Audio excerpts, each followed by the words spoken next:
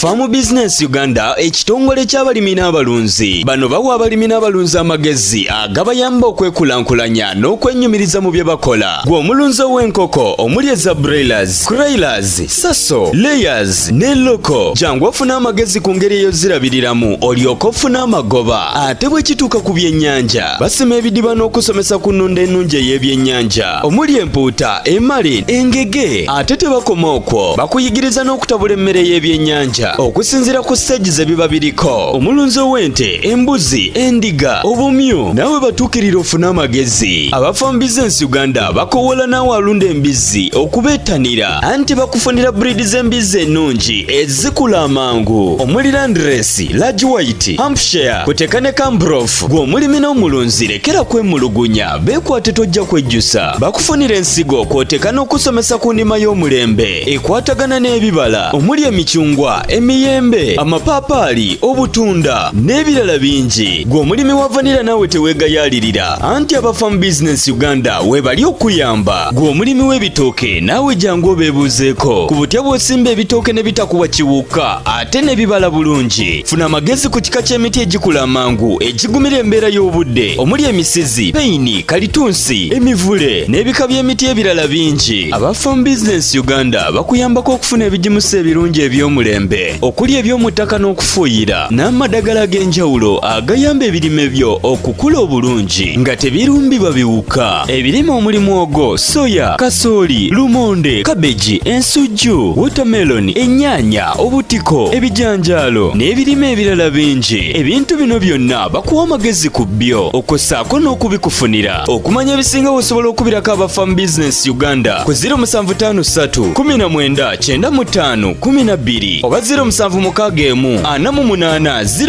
0004. Osobola n'obafunira ku WhatsApp ku 0752 83 84 89. Farm Business Uganda, farmer to farmer, mulimi ku mulimi.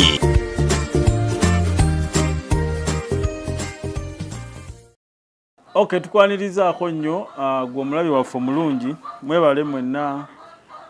batugoberera ku bugazi obw'ensi eno. Tukomyewo ate era n'ekitundu ekirala.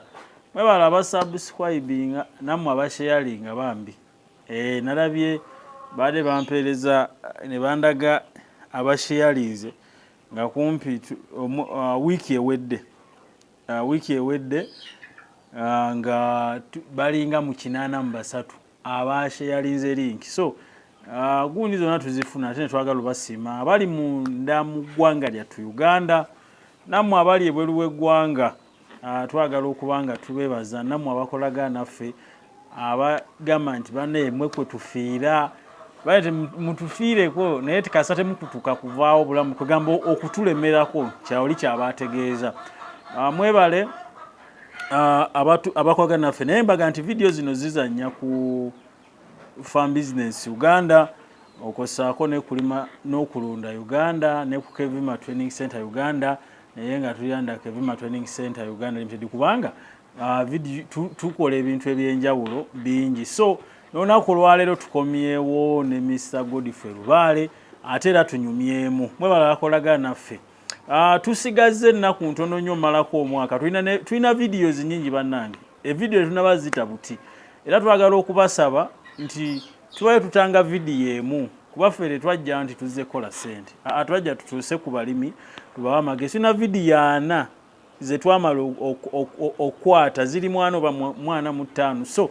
tugenda tanga muko video okusukkako omwemu nga tubaye tukola every week kubanga twagala eby'omwaka guno bisigale nga bya mwaka guno. So tuleme biyingiza mu mwaka gukola ki mwaka gujoma gujja guberegwa ya. So video gwe tubala ntule video emwemu kyegeza video naziba zigenda yingira mwaka gujja tena nga twagala eby'omwaka guno tuyibale mu mwaka guno. So bwolaba tunonyengako okwo kyekingangako okwo bw'obanga tofunye gundi ekulaga ntutaddeyo gwe genda ononye tuba oluusi tugenda teekayo video zo tuzite omulundi gumu bwe tutyo. So twagala okubaanirizaako mu mbeera efa. Tulina Mr. Godfrey Lubaale tukomyewo mu kitundu kyaffe ekirala ate era twongere okubanga tunyumyako tugoberereko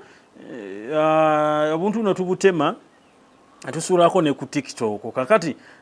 TikTok obuba si buwanvu lusi omuntu tusulako ne ku Facebook ne Facebook twagala tulina Facebook nga Farm Business Uganda Facebook eyo yange nganze so TikTok ne gundi TikTok ekyagituteekesezaawo nti mwatugamba nti bwe mukalaba keeno kibangwira mangu kuba TikTok eyangwira mangu omuntu okugibikula okusinga ate ku mikutu emirala so tukatema ne tukasuulayo naye oluusi lwe tukasuulirayo tuba tunabagita naye tuba tukuteekalira nti eri kubanga egenda kubanga vidiyo eyo esuulibwayo so mutugoberereko ate era mutegeezeeko abalala ku Farm Business Uganda ate era logo yashoke na mutwe gwante ku lwa Kevima Training Center Uganda ndine misago di Florida nga mbagambye mzebuza soko buze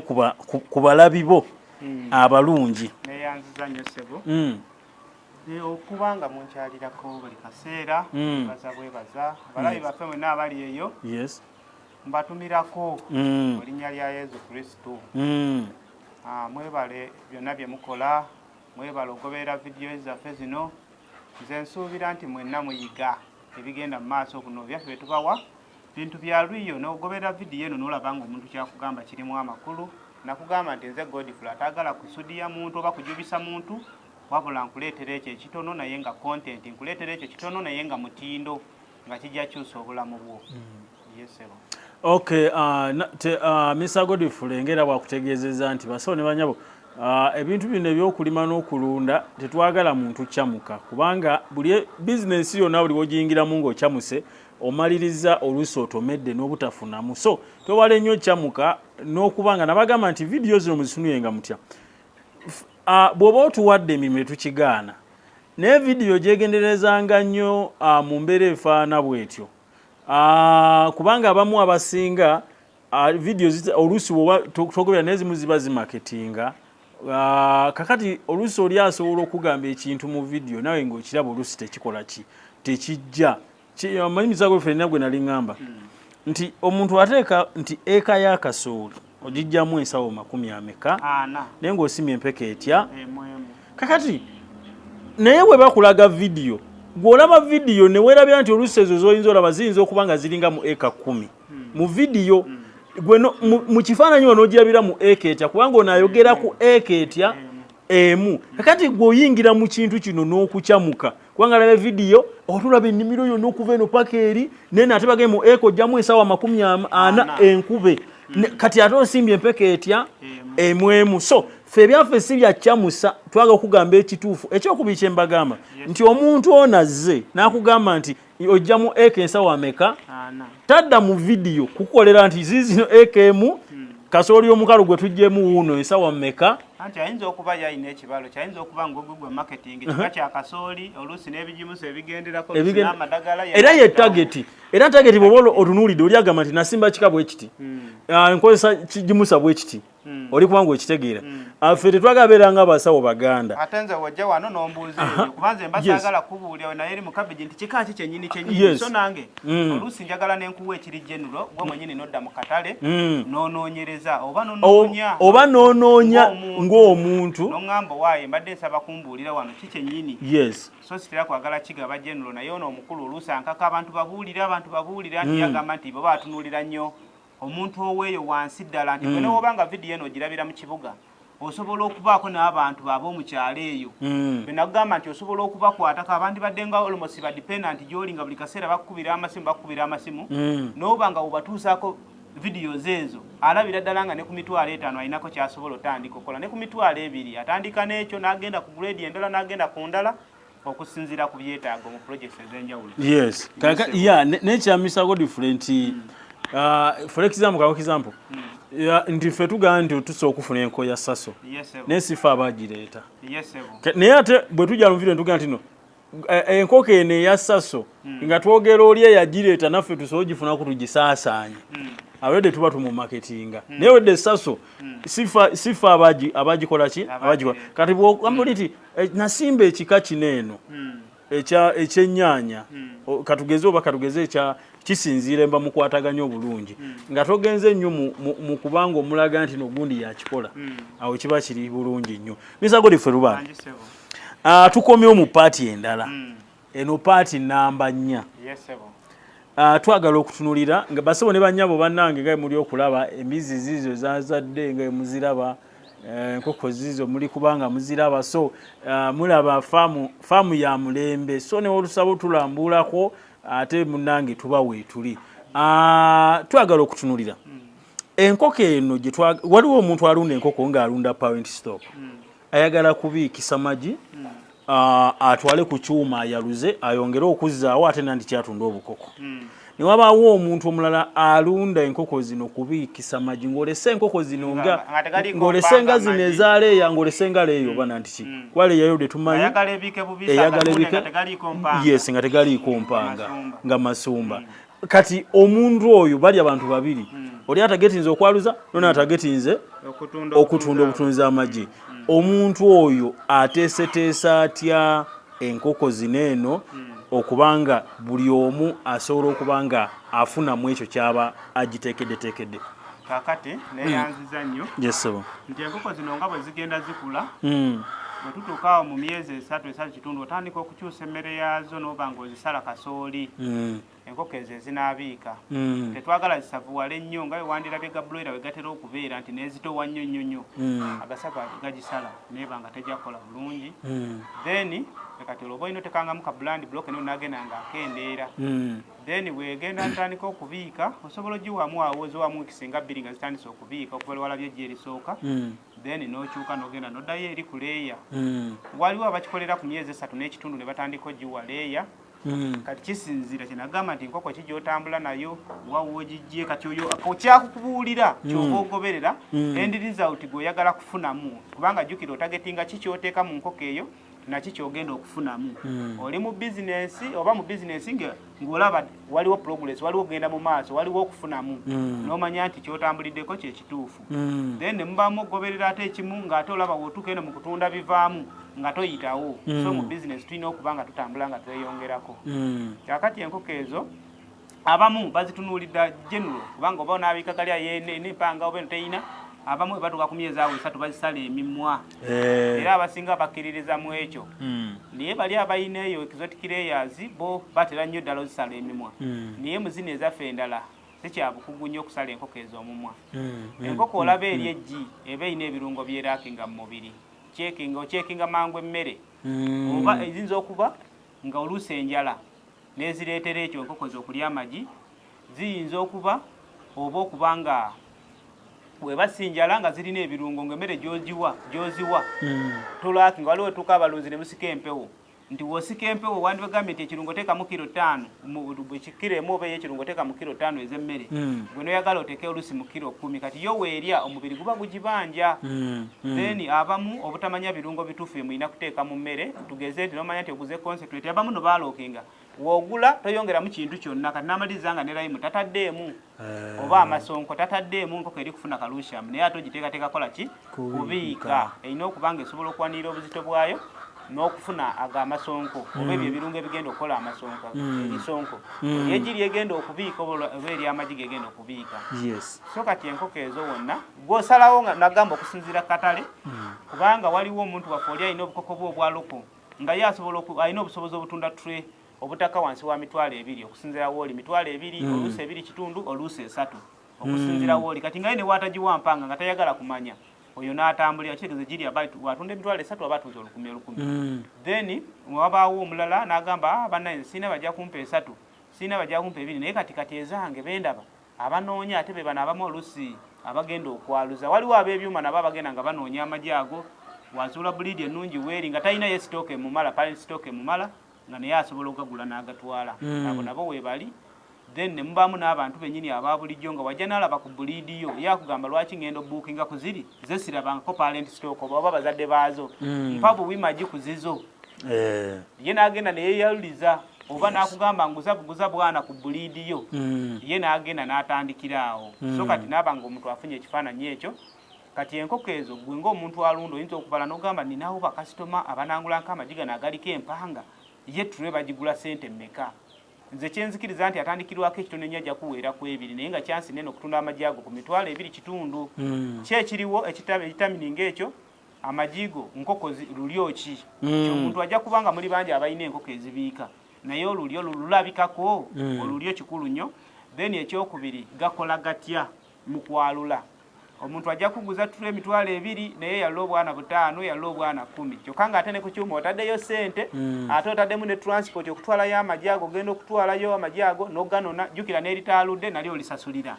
kati ate n'ebibalo byo bifa nti otuteyo tule 10 n'omanya nti ndina amagi 3 kale nsuubira enkoko 2 oba 2.5 onaafuna obukoko 8 onaaba mumativu era ojja bagenda balabalamu ng'otaddemu ssente mmeka ezaagula amagi nezo osasudde ku kyuma n'ogata ne transport gw'otaddemu ate oluusi n'ebibalo byo ne banga tebituukiridde ng'obadde osuubira buludinga koko 2.5 omulundi gumu kati ofuna ate 8 kati ate oddemu ate oteekeyo amagi amalala ate olinde wiikisi 3 mu maaso kati biba bikuteteeganya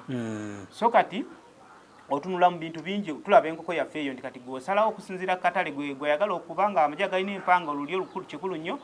then nenkugamba nti n'okubeera ng'omutindo mu mmere n'onzijanjaba kikulu nnyo mu nkoko ezo okubeera ng'omuntu w'omuguza ekintu enkyakomawo oba okulagirira banne n'okuuma omukwano gwo n'osobola okwekuumira mu katale nabagamba nti totya competition kubanga competition abantu buli wetweyongera bizinesi nyingi zibalukawo niye ekigenda okukuumira mu bizinesi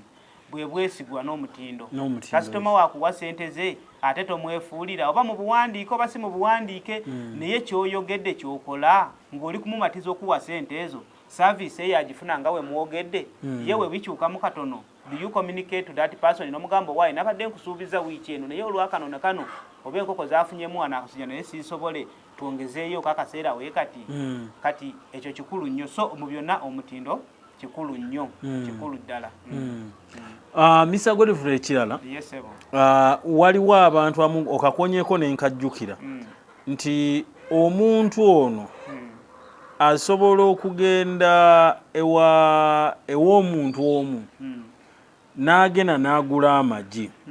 naye ng'amagi ago omuntu ono teyagakuuma oba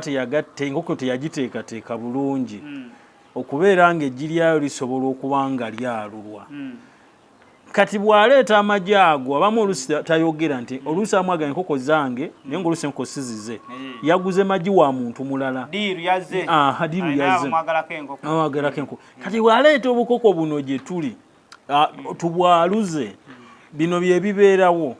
oluusi enkoko ezo ne zitavaayo buki ne zitava mu bulungi kati ate amu n'abuleeminga ffe abaaluza naye nga wanu n'abamu amagi ago yagajje wa muntu mulala gw'ateesiga ate waagaleeta ye akakasanga egavudde ewuwe nti yagaguze walala oli kubanga okitegeera kakati oluusi abamu n'amaizi nga abuleminze abamagi gaabwe biki naye ng'ate weewunya eriyo abalala abagaleeta ne gavaayo ne gakola bulungi era the best assessment ku ekyo eriemu nti omuntu wemuba mututa abantu 10 bantu 50 mwena mugenze ku kyuma kati bifulumye buli omu oli aba musanyufu n'obubwe ng'ate gwe oli munakuwavu naye jjukira ow'ekyuma aba yakola omulimu gwe ego n'amagi yagasa mu kyuma wootegerera ow'ekyuma ng'abadde n'obuzibu singa mwena abaaleeta mwena muva mu kibagalo kyekimu nga mwena mukaaba mwena we mukola bulungi well and good mwena naye mwena mukola obubi si kyangu kubanga ensonga eziri ewoli ezalemuseza agoli okwalula nga ze ziri ewuwo zeziri n'eri oluusi ekyuma kiyinza okuba kyafunye obuzibu oba ne kifaamu ne kitakanikibwa mangu oluusi amasanyalaze nga wemubimanyi ng'oluusi ne gy'oyinza okulowooza nti oba weesigamyeko oluusi nayo neekutenguwa mu kaseera ako naye mu byonna ng'omuntu omutuufu era ow'ekyuma waba waliwo obuzibu ajagamba sebo jangu w'osangawo ne banno nga weebali ojja mubuuza gwe waleeta tulwemeka bwayaludde butya gwe bwo buli butya bwayaludde butya n'okulaba obukoko bwa Farm Business Uganda ekitongole ky'abalimi n'abalunzi bano bawa abalimi n'abalunzi amagezi agabayamba okwekulankulanya n'okwennyumiriza mu bye bakola gwe omulunzi ow'enkoko omuli eza broilers, crailers, saso, layers ne loko jangu ofuna amagezi ku ngeri ey'ozirabiriramu olyoke ofune amagoba ate bwe kituuka ku byennyanja basima ebidiba n'okusomesa ku nnunda ennungi ey'ebyennyanja omuli empuuta, emale, engege ate tebakoma okwo bakuyigiriza n'okutabula emmere y'ebyennyanja okusinziira ku stage ze biba biriko omulunzi ow'ente, embuzi, endiga, obumyu naawe batuukirira ofune amagezi aba Farm Business Uganda bakowola naawe alunda embizzi okubeettanira anti bakufunira breed z'embizzi ennungi ezikula amangu omuli Landrace, Large White, Hampshire kuteeka ne Cambrough gwe omulimi n'omulunzi lekera kwemulugunya beekwate tojja kwejjusa bakufunira ensigo kw'oteeka n'okusomesa ku ndima y'omulembe ekwatagana n'ebibala omuli emicungwa emiyembe, amapaapaali, obutunda n'ebirala bingi. Gwe omulimi wa vanilla naawe teweegayaalirira, anti aba Farm Business Uganda webali okuyamba. Gwe omulimi w'ebitooke naawe jangu obeebuuzeeko ku butya bw'osimba ebitooke ne bitakuwa kiwuka ate ne bibala bulungi. Funa amagezi ku kika ky'emiti egikula amangu egigumira embeera y'obudde omuli emisizi, peyini, kalitunsi, emivule n'ebika by'emiti ebirala bingi. Aba Farm Business Uganda bakuyambako okufuna ebigimusa ebirungi eby'omulembe okuli eby'omu ttaka n'okufuuyira n'amadagala ag'enjawulo agayamba ebirime byo okukula obulungi nga tebirumbibwa biwuka. Ebirime omuli mwogo, soya, kasooli, lumonde, kabeji, ensujju, watermelon, ennyaanya, obutiko, ebijanjaalo n'ebirime ebirala bingi. Ebintu bino byonna bakuwa amagezi ku byo okossaako n'okubikufunira. Okumanya ebisinga osobola okubirako aba Farm Business Uganda ku 0753 19 95 12 oba 0761 48 0004. Osobola n'obafunira ku WhatsApp ku 0752 83 84 89. Farm Business Uganda, Farmer to Farmer, mulimi ku mulimi.